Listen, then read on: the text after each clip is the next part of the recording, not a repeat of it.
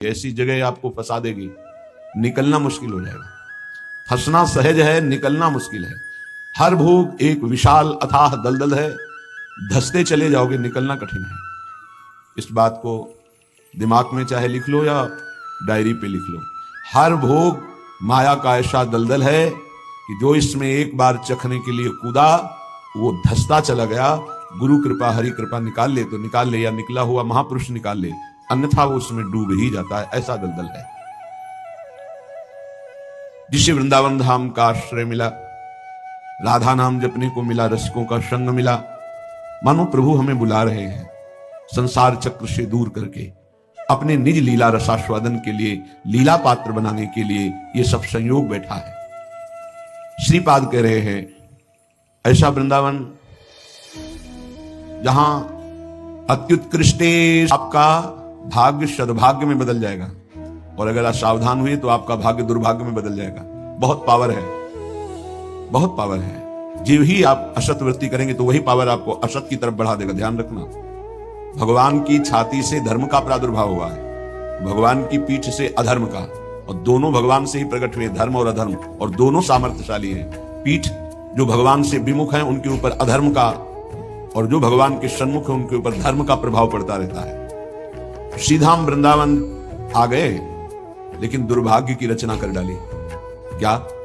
यहां के वासियों की निंदा करने लगे। कल एक महात्मा पधारे थे, उन्होंने कहा कि हम बहुत अंदर से परेशान हैं, हमारा भजन नष्ट हो गया। कई दिन हो गए, अगर 1 2 3 दिन तक भजन में बाधा पड़ रही तो भोजन का प्रभाव है, और इसके आगे अगर बढ़ गया तो फिर वैष्णव अपराध पक्का। दूसरा कोई और तो छोटी मोटी बातें सब भस्म हो जाती भजन करने वाले की। पहली बात, भोजन अशुद्ध हुआ तो 2 3 दिन, तो उनका नहीं तो बहुत लंबे समय का वैष्णव अपराध। बोले हाँ हमको भी आभास होता है ऐसा ऐसा।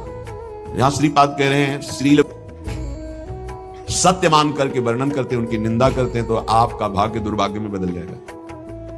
यदि आप ये विचार करके कि श्री जी के लाडले हैं, इनकी बाहरी बात है पर इनके ऊपर बहुत कृपा है, आज नहीं तो कल ये सब सुधर जाएंगे क्योंकि लाडली जी के कृपा पात्र हैं, बात बन गई।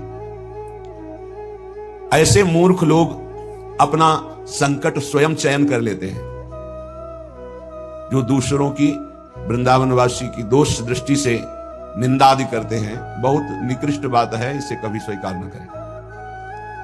सच्ची कहते हैं, देखो अपने सब पावन भूमि में बैठे हैं, निंदा तो अपनी करनी चाहिए। अंदर से देखो, ईमानदारी से देखो, जो हमारे अंदर कूड़ा करकट है इसकी निंदा करनी चाहिए। मैं बहुत नीच हूं, हम पर इतनी कृपा है लाडली उनके, इतना दुलार कर रहे हो, हम उनकी दुलार को ठुकराए चले जा रहे हैं। वो कह रहे हैं दाहिने चलो, हम बाएं बढ़ते चले जा रहे हैं, पर वो कृपा ही करती जा रही है। हम कभी एकांत में बैठकर नहीं रोए मैं कितना नीच अपराधी हूं कि अपने इतने करुणा में स्वामी का विरोध कर रहा हूं, उनके विरुद्ध चल रहा हूं, जबकि प्रतिकूल से विसर्जनम, बिल्कुल विसर्जन कर देना। आज के बाद कोई गलती नहीं होगी, पर हम गलती पे गलती करे जाते। जो गोविंद कुंड है ना, घुटनों पर थे, नाथ क्षमा कर दो, जाओ। ऐसा अहंकार मत करो कि तुम्हारे द्वारा पूरी सृष्टि चल रही है। ये ब्रजवासी हमारे प्राण हैं, अगर इनको कोई संकट तो फिर हम उसको महासंकट में डाल देंगे। हमारे ब्रजवासियों को कोई ना छेड़े। भगवान कह रहे मेरे प्राण हैं ब्रजवासी जन। देवराज इंद्र से ज्यादा नाराज नहीं हुए, कारण जानते हो? किया तो उपद्रव ब्रजवासियों को पीड़ा देने का, लेकिन सब ब्रजवासी एक साथ बैठ कर दिए ना, तो लालजू ने थोड़ा तो उन पर शासन किया, फिर कृपा कर दी, लेकिन ब्रह्मा जी के ऊपर कृपा नहीं की, क्योंकि अलग कर दिया। ये उपद्रव किए पर सबको इकट्ठा कर दिया, इसलिए ज्यादा इनको पढ़ के देख लेना, ज्यादा नहीं, बस इतना कहा तुम देवराज हो, सतोगुणी हो, अहंकार मत किया कर। लेकिन ब्रह्मा जी तो कांप के चले ही गए, भगवान मुस्कुराए नहीं, क्यों?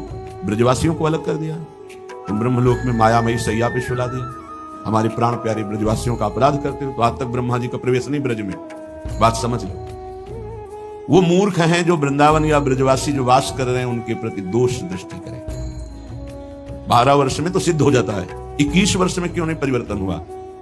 जी गलती है। तो जब हमारी गलती तो हम दूसरों को क्यों दोष दर्शन करने वाली वृत्ति से देख करके निंदा करें, उनका अपमान करें? हमारे अंदर खुद इतनी ये गलत है तो तुम क्या कर रहे हो? तुम भी तो गलत हो जो दूसरों का दोष दर्शन कर रहे हो। परमार्थ कहता है किसी के भी ना दोष देखने ना गुण देखने, सब में भगवत भाव देखना। संसारी पुरुष क्रिया देखता है, परमार्थ का पथिक कारण देखता है। कारण श्री हरिवंश बनम, क्रिया नहीं देखता है। क्रिया देखने वाला संसारी होता है। श्रीपाद कह रहे वो मूर्ख लोग संकट की स्वयं रचना कर देते हैं। अच्छा, ये कोई पाप नहीं है कि क्षय हो जाएगा तो आप मुक्त हो जाएंगे। ये अपराध है, वैष्णव अपराध। ये तभी क्षय होगा जिस वैष्णव से अपराध मना है उससे क्षमा याचना हो जाए, नहीं तो, या फिर आपको पता नहीं तो गुरुदेव क्षमा कर दे, जाओ कोई अपराध नहीं। तो अखंड मंडलाकारम व्याप्तम येन चराचरम, गुरुदेव सब में व्याप्त है, हर अपराध क्षमा कर सकते हैं। गुरुदेव अगर कहते जाओ कोई अपराध नहीं तो कोई अपराध नहीं। गुरु महिमा बहुत बड़ी है। मंत्र मूलम गुरु वाक्यम, मोक्ष मूलम गुरु कृपा। हर अपराध से मुक्ति के लिए गुरुदेव है। गुरुदेव मुझे पता नहीं क्या अपराध बन गया, लेकिन है कोई अपराध, क्षमा कर दो। उन्होंने कहा जाओ कोई अपराध नहीं, तो पूरी सृष्टि का अपराध क्षमा हो जाए, नहीं रह जाता जो ऐसे लोगों का संग करता है। अपराध नहीं, निंदा नहीं होनी चाहिए, बहुत सावधान। पूज्य श्री चंद्रशेखर बाबा जी महाराज वो कहते थे कि ब्रजरज, ब्रजलता और ब्रजवासी, इन तीन से श्रद्धा बिगड़ गई तो बात तुम्हारी बनेगी नहीं। उनके श्रीमुख के शब्द थे कि तुम रेगिस्तान में वास कर लो तो तुम्हारा कल्याण हो सकता है, लेकिन ब्रजवासी, ब्रजरज, ब्रजलता, इनका अपमान अपराध करोगे तो वृंदावन में तुम्हारा कल्याण होने वाला नहीं है। वो डायरी में लिखा हुआ पूज्य चंद्रशेखर बाबा जी महाराज। वे भी 25 वर्ष पहले की बात, प्रारंभ में ही दर्शन के लिए। यहां श्रीपाद कह रहे हैं ऐसे मूर्ख लोग अपने संकट का स्वयं निर्माण कर लेते हैं। किसी भी विषय में क्यों ना हो, जो वृंदावन वासियों की निंदा करते हैं उनका मैं दर्शन न करूं, कभी संभाषण न करूं, कभी दिया हुआ कोई पदार्थ या विषय सेवन न करूं। उपासक को सावधान रहना चाहिए। अपना काम बनाने आए हो कि तुम यहां सृष्टि सुधारने आए हो। देखो तुम्हें पक्की बात बता दे, भगवान भी पूरी सृष्टि को नहीं सुधारे। जब अवतार लिया तो जो भगवान की शरण में हुए, सन्मुख हुए, उन्हीं का उद्धार हुआ। ध्यान रखना, चाहे काम से, चाहे राग से, चाहे भक्ति से, कैसे भी अवतार के समय जो भगवान से जुड़े वो परम पद को प्राप्त हुए। भगवान के अवतार के समय हम लोग भी होंगे, कीड़ा मकूड़ा, दीमक, चींटी चीटा जो बने होंगे, तो हमारा उद्धार नहीं हुआ। जो सन्मुख हुए, नाम जप किया, उन्हीं का उद्धार हुआ। ये बात पक्की समझ लो। तो भगवान अवतार लेकर के जगत मंगल के लिए आए, पर जो भगवान की शरण में हुए, सन्मुख हुए, उन्हीं का कल्याण हुआ। तो आज भी भगवान है, उनका नाम है, उनका रूप है, उनकी लीला है, ये उनका धाम है। जो सन्मुख होंगे, ठीक से चलेंगे, वो भगवान को प्राप्त होंगे। बहुत भय देने वाला प्रसंग है आगे का। महाप्रभु चैतन्य देव श्री रघुनाथ दास गोस्वामी जी के ऊपर अपार कृपा की, तो बहुत ही वैराग्यपूर्ण जीवन आपने कल सुना। ये भगवान ऋषभ देव जी अपने पुत्रों को उपदेश कर रहे हैं। उसी श्लोक को महाप्रभु ने कहा कि गुरुर् न सास्यात्, स्वजनो न सास्यात्, पिता न सास्यात्, जननी न सास्यात्, दैवं न तत्स्यान्न पतिश्च सास्यान्, नमोचयेद्यः समुपेत मृत्युम। वो गुरु नहीं है जो अपने शिष्य को भगवत प्राप्ति न करा दे, मृत्यु के पास से छुड़ाकर। अमर पिता नहीं है जो मुझे भगवान के मार्ग में ना बढ़ाए, बढ़ने से रोक दे, वो पिता नहीं। ये बड़ी उत्तम उपदेश वृत्ति भगवान ऋषभ। वही पिता है जो अपने पुत्र को भगवत प्राप्ति करा दे। साक्षात जननी वही मां है जो भगवान के चरणारविंद में अपने पुत्र की वृत्ति बढ़ावे। लेकिन आजकल तो माता पिता बालक को वही सिखाते हैं जिससे उदर भर जाए।